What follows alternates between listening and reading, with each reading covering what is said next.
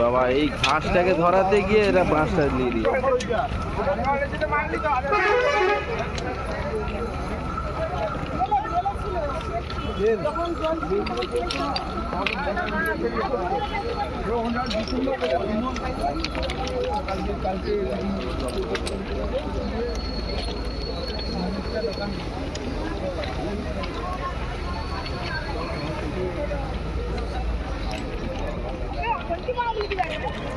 তো কেউ আগুন ধরায়নি, আমার যা মন বলছে আমরা যেন ছিলাম প্রথম এই যে পাখি টাকি বা শর্ট সার্কিট হয়ে এই আগুনটা লেগে গেছে আর কি, টাওয়ারের তেল ফেল মানে পড়ে গেছিলো, সেই জন্য আগুনটা ধরে গেছে। মানে এই জায়গাটা কি পুরো টাওয়ারের তেল পড়ে? টাওয়ারে না, এই যে কারেন্টের যে হ্যাঁ ট্রান্সমিটারের তেলটা মানে পড়ে গেছিলো আর কি, সেটার জন্য আগুনটা ধরে গেছে। মানে কেউ কি ধরিয়েছে? না না, কোনো আমরা কিভাবে ধরলো বলে মনে হয়? এই কারেন্টের জন্য শর্ট সার্কিট কি একটা বলে না, সেরকম জন্য একটা ধরে গেছে আর কি। প্রথম আপনি কি দেখলেন? কি প্রথম আমরা ভেবেছিলাম পারসের ভিতরে এই যে আবর্জনা মানে পুরাচ্ছে, তখন বাইরের দোকান থেকে বাইরে আমার দোকানে এটা বাড়ি এইটা, আচ্ছা এখান তখন দেখি বাইরে আগুন ধরে গেছে, তখন দমকলকে ফোন করলাম, দমকল আস্তে আস্তে গোটা মানে দাউ দাউ করে জ্বলছে।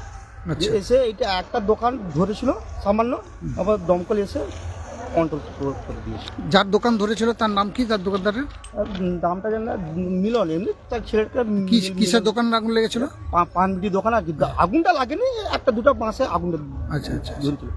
তারপরে 5 মিনিট দমকল দেরি করে এলে সব দোকান মানে পুরো ছাক্কার মানে হয়ে যায়। আপনার নাম? আমার নাম সৌগত বর, বাড়ি কৃষ্ণেশ্বর। Thank you.